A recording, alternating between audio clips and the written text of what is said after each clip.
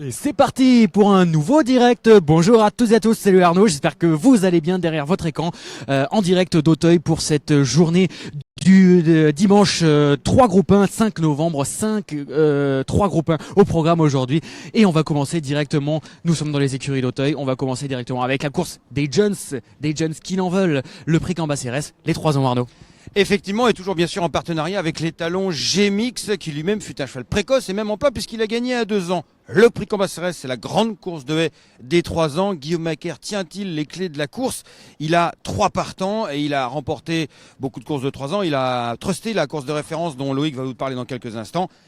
La course est à 14h. À 14h35, nous aurons le prix Maurice Gillois, le grand steeplechase des 4 ans. Et bien sûr, à 15h50, le prix La Haye-Jousselin, le pendant automnal du grand steeplechase de Paris. Mais maintenant, on va commencer à parler du prix Cambacérès en suivant par exemple un jeune, course de jeunes, jeunes chevaux, jeune entraîneur, en l'occurrence David Cotin, Loïc, qui, on va le suivre, David Cotin qui va sceller son premier partant dans un groupe 1, voilà, tout à fait. Son premier partant dans un groupe 1. En l'occurrence, il s'agira de Ajas, un fils d'un autre jeune. On reste dans les jeunes. Il s'agit d'un autre jeune. C'est un jeune étalon qui s'appelle Norris Katol.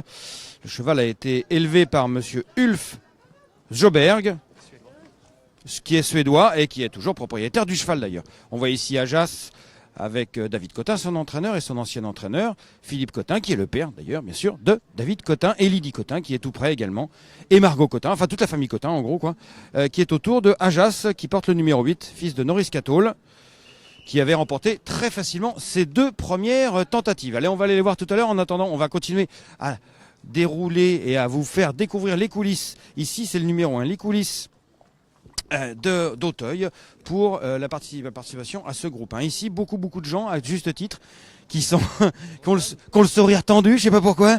La Bretagne, ici avec notre ami Bertoulou. Eh oui, ça sonne le bon nom. Avec sa sœur?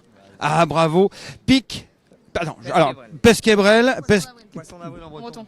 En fait, je tends le micro parce qu'ils ont envie de parler. Poisson d'avril en breton. Alors, il est né le 1er avril? Voilà. Papa l'avait appelé comme ça. Ouais. Papa, c'est Goulven, bien sûr. Goulvin, pardon. Goulvin. Goulvin, exactement. Alors, raconte-nous 0, 6, 1, 9, mais 1 en débutant en obstacle. Ouais. Alors, là, on franchit un grand pas. Ah oui, c'est un grand pas. Bon, voilà, on est là pour se faire plaisir et puis pour juste comme ça pour content d'avoir. Pour dire qu'on court, quoi. Pour dire, voilà. C'est bien d'avoir voilà, on a la mère, on a toute la famille, c'est juste magique. C'est juste faut courir. C'est juste pourquoi pas. Alors il est derrière, ce Pesque Ebrel. Il va porter la casaque grise de la famille Bertoulou. Pierre-Yves qui vient de s'exprimer. Et c'est Johan Gouraud, son entraîneur, encore un jeune, on parle beaucoup de jeunesse dans cette épreuve, qui est en train de sceller ce fils d'Enrique. Merci Pierre-Yves. Et on va continuer à tout à l'heure. Nous, on va continuer notre tournée, Loïc. Absolument, on va plus aller de ce côté-là des écuries. Et il y a on va aller par là. Hubert Honoré, je le vois, Hubert Honoré qui est le co-éleveur de Classical Dream. Et ici les maniens qui sont là, ils vont nous présenter 2 pouliches tout à l'heure dans la course avec Bartabas qui est là en personne, l'écurie Zingaro, le propriétaire et l'éleveur de Classical Dream. On va les laisser. Je sais pas si on peut directement, mais bien sûr que si. On va directement. Mais vous, bien sûr que si vous parlez, Monsieur Bartabas, venez. Le propriétaire et je vais le chercher. Il veut pas. Alors bon, il veut pas. Bon, tant pis. Hubert Honoré, donc le co-éleveur de Classical Dream. Explique-nous un peu l'histoire de ce cheval. Ah toute l'histoire, tout le mérite en revient alors. Parce qu'en fin de compte, ils avaient le cheval avec Bartabas. Et un jour, ils ont eu la bonne idée de vouloir élever un autre produit, un autre frère de Classical Way. Et donc la jument est arrivée à la maison. Et on a eu le plaisir de mettre au monde ce super cheval, un beau bébrun qui s'appelle Classical Dream. C'est toi qui l'as nommé. Classical Way, c'est vous qui l'avez nommé, c'est ça? C'est ça, c'est facile. Classical Way, la maman, et Dreamwell, le papa.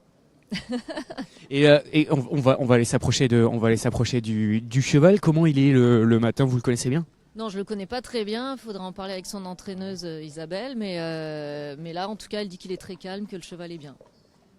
Et comment ça se passe maintenant? Alors du coup, vous êtes aussi l'écurie Zingaro et aussi co-éleveur, c'est ça, de ce cheval? Non, l'écurie Zingaro est propriétaire du cheval. Voilà.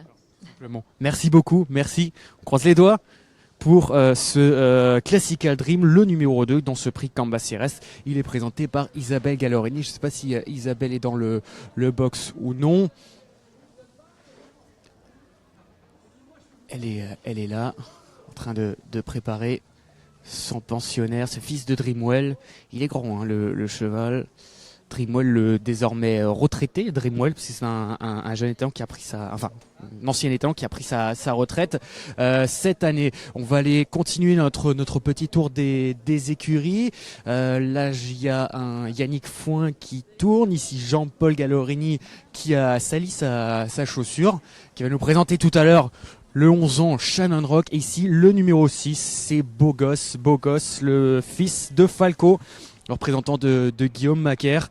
Beau Gosse qui avait débuté sa carrière par une victoire sous la casaque de Benoît Gaber, qui l'a ensuite vendu aux associés Simon Menhir et Isaac Sweat. Beau Gosse qui a chuté malheureusement lors de sa dernière course. Et sa dernière course, c'était la préparatoire officielle dans le prix de ce prix Cambacérès. C'était le prix Georges de Talouet 3.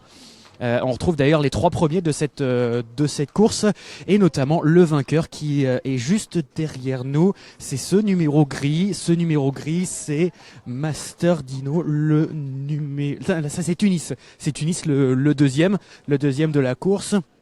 Ce numéro 5, Tunis, il a un destin assez original, puisqu'il est né en Pologne et il a été acheté en association avec Pierre Goral, entre autres. Et on va lui demander un petit mot. Alors, comment il est, Tunis, en ce moment?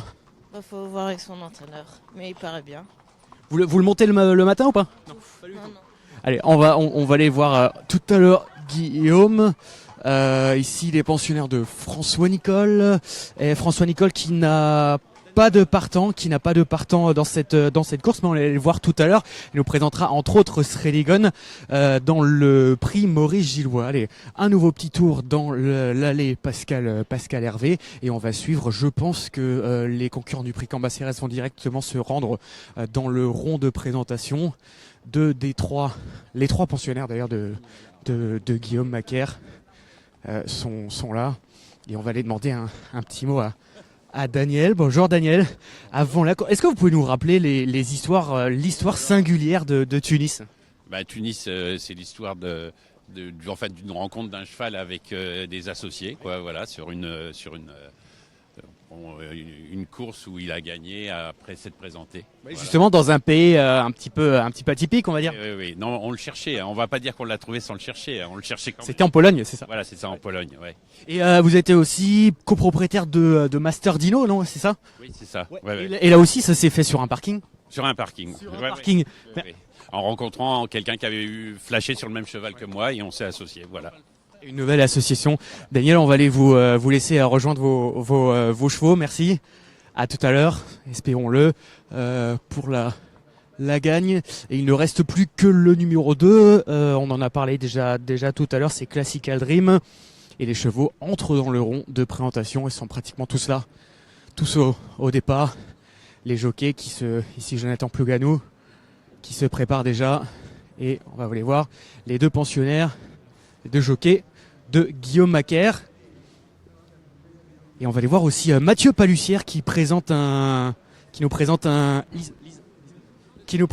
on va aller suivre Mathieu, qui nous présente un gagnant de course à condition. C'est ça, Mathieu, dans ce prix Cambacérès?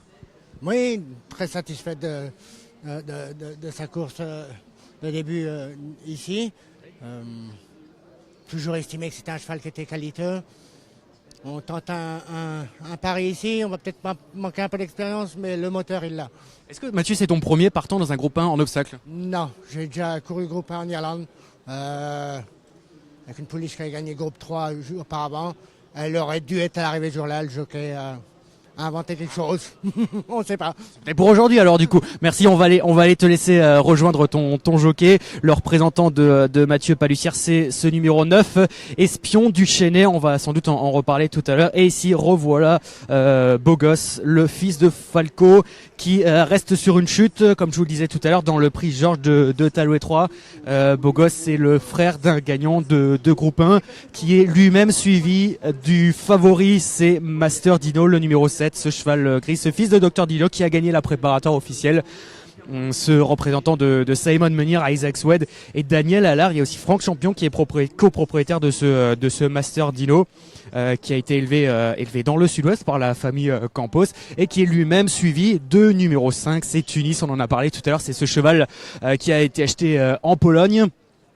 Un fils d'Estejo, c'est un étalon national au Haras national de Pologne. Et ici, le numéro 9, Espion du Chesnay. On en parlait tout à l'heure avec son entraîneur Mathieu Palussière.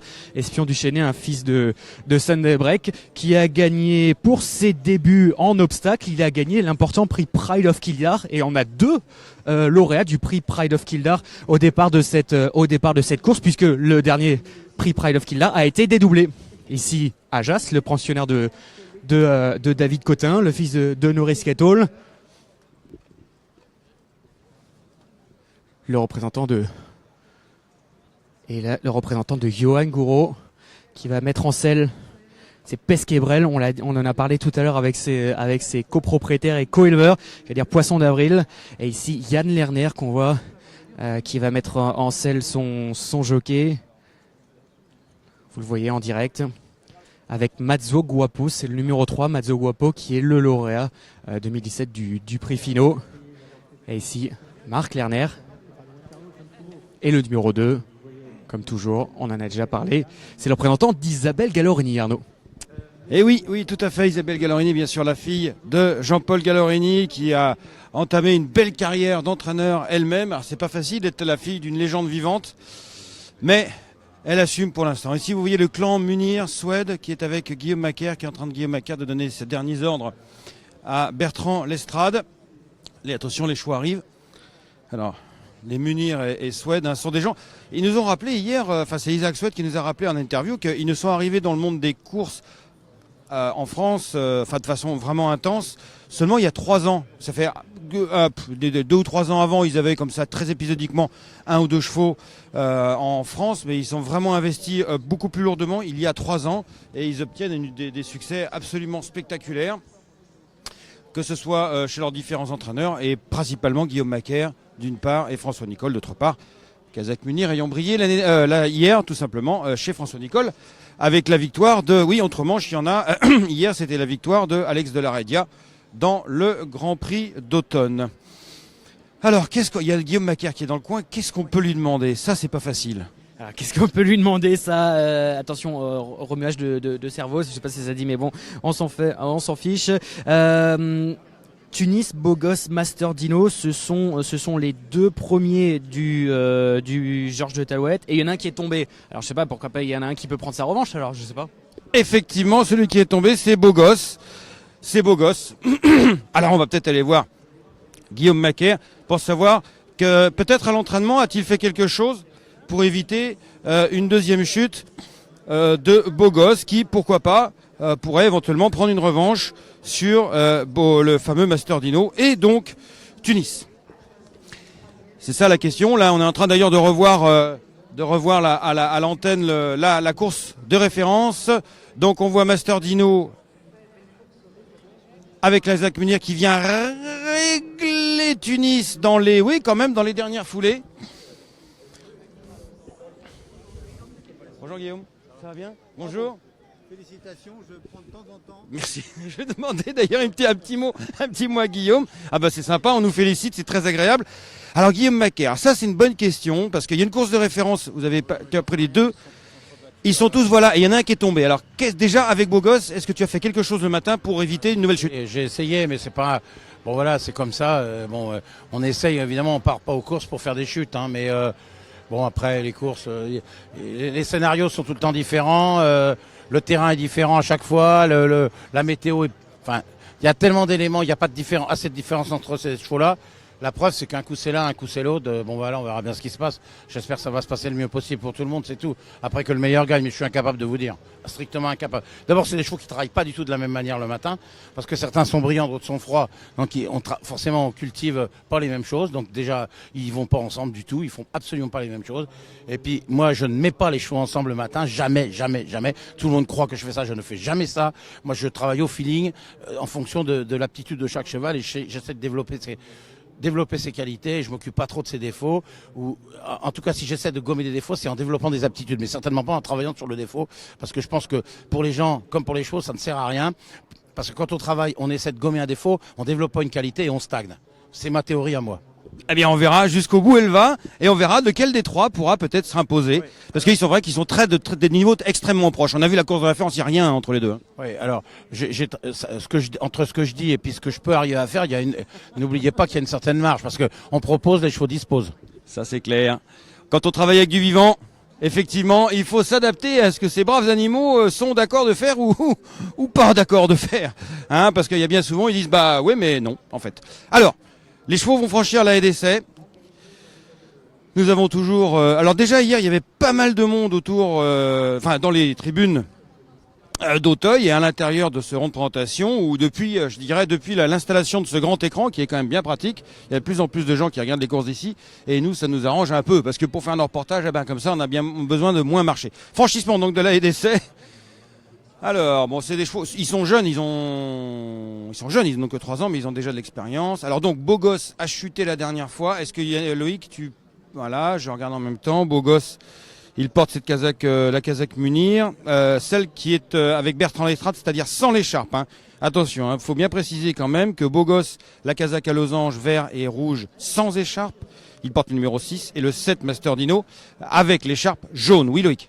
On n'a pas parlé de 2 chevaux, Arnaud, et notamment la pouliche grise que vous avez vu sauter tout à l'heure, la haie d'essai. On va sans doute la voir encore une fois. C'est Marlon, le numéro 10, Marlon Brando. Non, c'est une pouliche, celle-ci.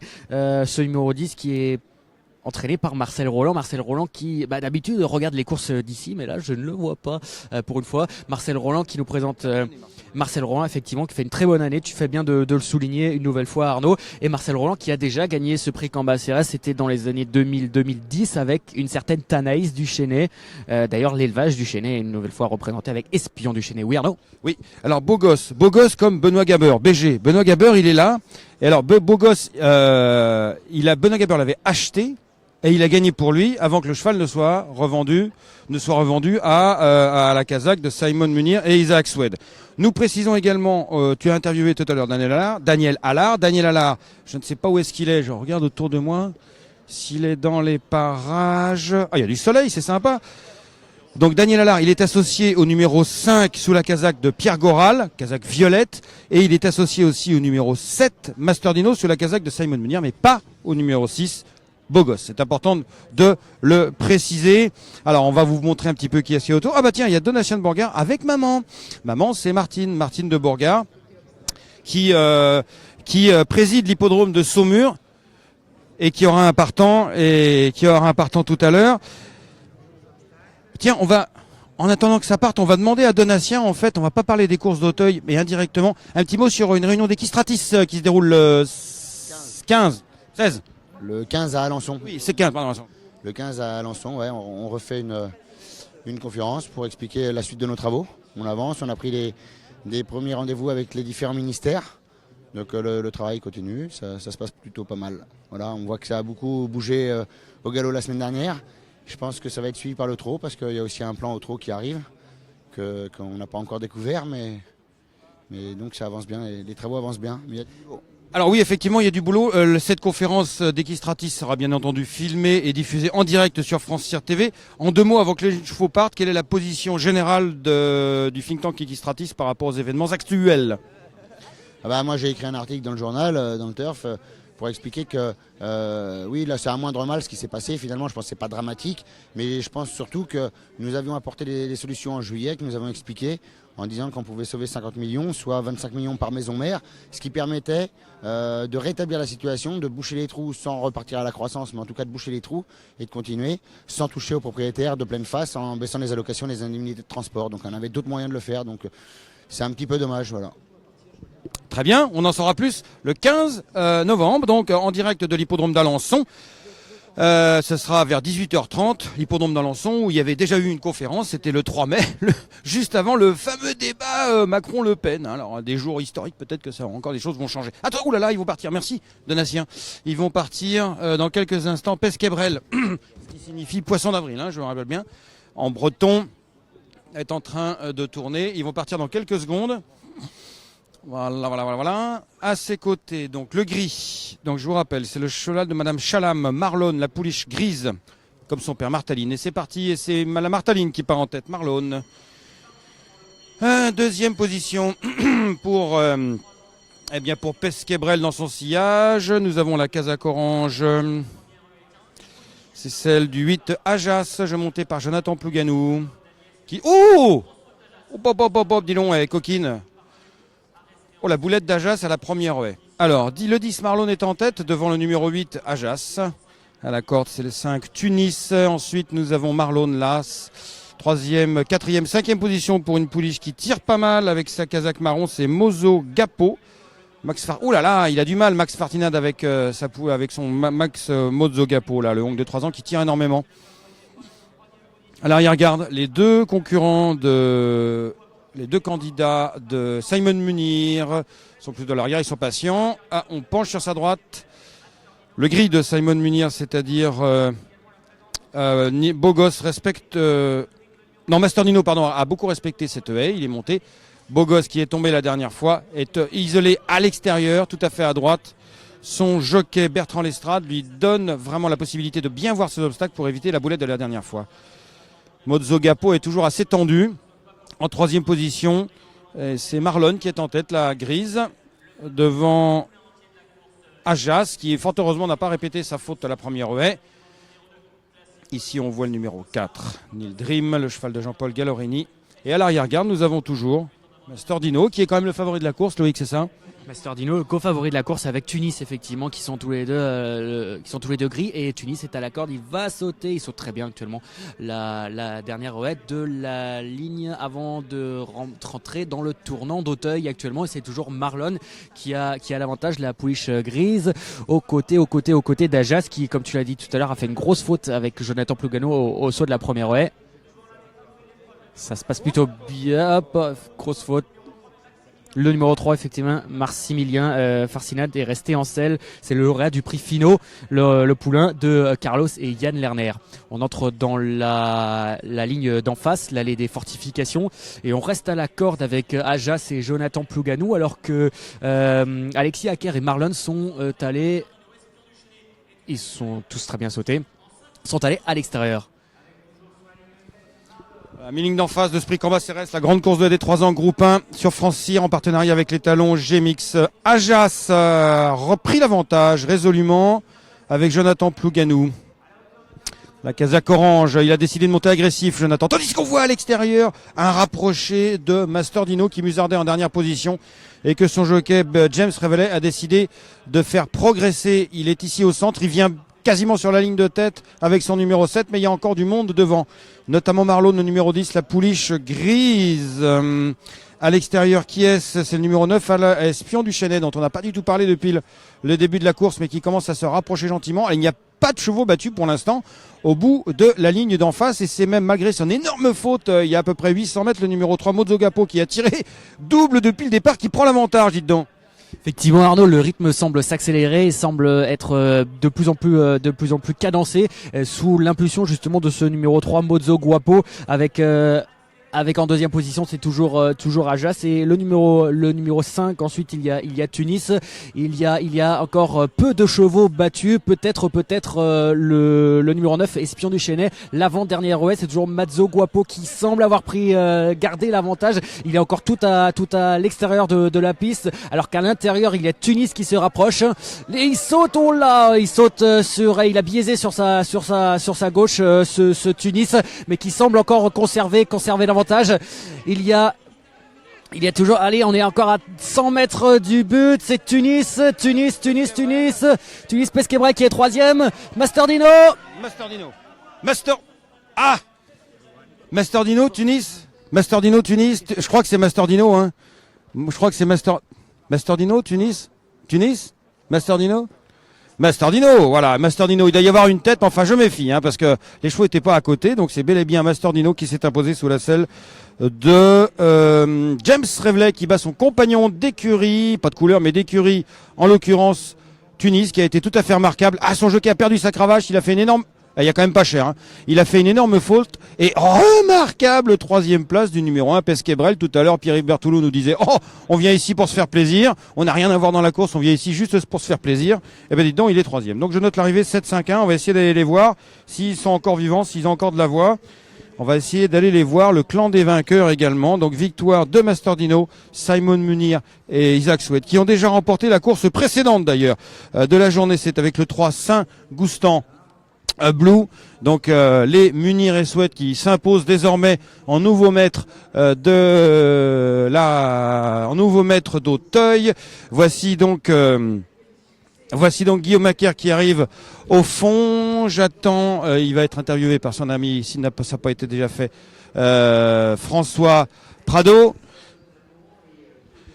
Bon, bah, Guillaume, les chevaux étaient prêts. Bravo, félicitations. 1-2, tu disais que les chevaux étaient très près l'un de l'autre. C'est le moins qu'on puisse dire, ça se vérifie. Hein. Ouais, voilà, exactement. Mais bon, si le Polonais avait bien sauté la dernière haie, je pense que ça aurait aidé. Mais bon, il l'a sauté un peu à Fosbury et ça n'a pas aidé, quoi. Voilà. Après, bon, ça aurait été Didit, ça aurait été encore mieux. Ça aurait fait plaisir à tout le monde. La dernière me coûte sûrement avec l'autre. Mais puis en plus, je pense que c'est un cheval qui est mieux dans un terrain un peu moins profond, mais il court bien. Y a rien les deux courent très très bien. Hein. Voilà, il n'y a rien à dire. Hein. Très bien, merci beaucoup. Guillaume qui est rejoint par Franck Champion. Franck Champion qui a belle action, Franck Champion. Ah là oui, c'est bon, t'es sûr, t'as gagné. T'inquiète pas, Franck, copropriétaire de Masterdino. Alors vraiment une émotion, là, on te sent un peu... Formidable. Quelque chose, c'est quand même l'objectif du cheval, c'était aujourd'hui. Et puis, il nous a fait plaisir du départ à l'arrivée, dans la course et depuis dans l'année. Voilà, c'était formidable. Merci beaucoup. Merci, super top, effectivement. Et la troisième place, oh là là, Bayon. Et puis, Bretagne, vive la Bretagne. Vive la Bretagne, la Bretagne au pouvoir. C'est pas un poisson d'avril quand même. Hein. Non mais dis donc, tout à l'heure tu disais ouais nous on vient juste pour figurer. Les courses c'est sûr, faut les courir. T'es pas loin en plus. Non, il court super bien, super bien. Et puis là c'est son deuxième parcours, c'est contre les meilleurs des chevaux. Voilà, c'est vraiment un bon cheval je pense. Voilà, c'est très bien. Je suis content. Et toi, ton émotion, petite sœur? Super, super, super. Elle a du mal à s'exprimer, bah à sa place, hein, je ferais pareil. On va aller voir le jockey vainqueur. Ah oui, on fait ce métier là pour ça, effectivement. Donc victoire du numéro 7. Masterdino pour la plus grande joie de ses propriétaires et notamment de son copropriétaire dont on n'avait pas parlé avant la course. Il s'agit de Franck Champion. Franck Champion, vous le connaissez en tant que directeur commercial et du haras des Tréants, qui est un grand haras de plat, bien sûr, éleveur d'Almanzor qui rentre d'ailleurs comme étalon au haras des Tréants, mais éleveur aussi, spécialisé aussi dans les chevaux d'obstacles, bien sûr, puisqu'ils ont comme étalon, ils ont comme étalon Saint-Dessin, et puis Polyglotte, qui ne fait plus la monte aujourd'hui, mais bon, c'est quand même des références de l'obstacle, et donc Franck Champion, qui est un passionné d'obstacles, et qui a fait l'acquisition, tu vas nous rappeler cette histoire, Loïc, de Masterdino sur un parking, hein, c'est ça? Absolument, ça s'est passé sur un parking, Arnaud, pour l'achat de Masterdino. On va aller rejoindre James pour aller parler avec lui. En deux mots, comment s'est passé l'achat de Masterdino? C'était aux ventes de Lattès, c'était à Osarus, il y a désormais 2 ans, et Franck Champion avait repéré un cheval qui s'appelait, c'était le futur Masterdino, et Daniel Allard avait repéré le même cheval. Ils se sont mis d'accord, ils l'ont acheté, ils ont mis l'enchère à 12 000 €, et les voilà maintenant double vainqueur de groupe et notamment vainqueur de groupe 1. Ici tous les champions qui reviennent, et on va aller s'approcher encore un peu plus près du gagnant.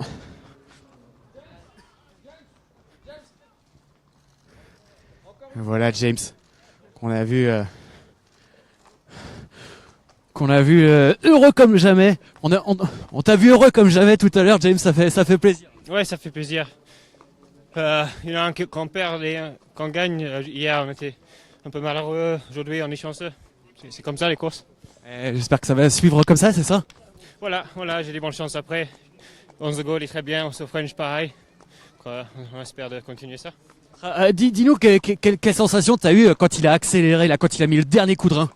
Ouais, c'est ce qu'il ne consomme pas en début de parcours. Il a pour finir. Et comme il s'est montré la dernière fois, qu'il a un bon changement de vitesse quand il faut. C'est ce qui a servi, bravo James, c'est ce qui a servi à coiffer sur le poteau son compagnon d'entraînement Tunis. Master Dino, le fils de Dr Dino, Dr Dino qui réussit une superbe année, le pensionnaire du haras de Ménil. Premier groupe en plat, premier groupe en obstacle et premier groupe 1 également en obstacle pour Dr Dino. Ça fait plaisir ces applaudissements, comme on les aime. Master Dino, le premier gagnant de groupe 1 de cette formidable journée à Auteuil lors de ces 48 heures avec notre étalon partenaire G-Mix. On rappelle l'arrivée chiffrée de ce prix Cambacérès, la grande course de haie des 3 ans. C'est donc Master Dino qui s'est imposé devant Tunis. Ensuite Pesquebrel, le numéro 2 Classical Dream est 4e. Et le Nil Dream. Nil Dream, c'est le pensionnaire de Golden Blue. Golden Blue qui a gagné il y a quelques jours le prix de l'avenir à Nantes. C'était il y a une semaine. Samedi il y a 8 jours avec un certain El Martel. En effet, et la photo de famille, on va retrouver, donc là il y a du monde, hein. Ça fait plaisir de voir autant de monde autour d'un cheval. Nous avons de gauche à droite Richard Powell, David Powell, Isaac Sweat, Simon Munir, Guillaume Macaire, Madame Revelet, James Revelet, les enfants, et de l'autre côté du cheval, Daniel Allard, Franck Champion, et alors je les vois pas tous, Daniel Allard, Franck Champion, et il y a une autre personne que j'arrive pas à voir, il est pas dans mon angle de vue, c'est Anthony Bromley, et toute la famille, les petits-enfants, et c'est super. Et voilà. Et c'est super, les courses. La femme de James Revelet a accouché la semaine dernière. Leur petit a seulement une semaine. Il a seulement une semaine. Et on a une pensée bien sûr à toute la famille Revelet qui vient de perdre sa matriarche. La grand-mère de James Revelet est morte il y a quelques jours à peine. Ok, d'accord. Eh bien, c'est sur ces pensées familiales que nous allons rendre l'antenne provisoirement, parce que qu'est-ce qui va se passer maintenant? Eh bien, il va y avoir le prix Maurice Gillois dans très peu de temps. Ça va se dérouler à 14h35. Entre-temps, il y a une petite course de poney. Donc nous, le temps qu'on aille se retrouver aux écuries, on se retrouve dans quelques minutes. Allez, à tout de suite. Ciao.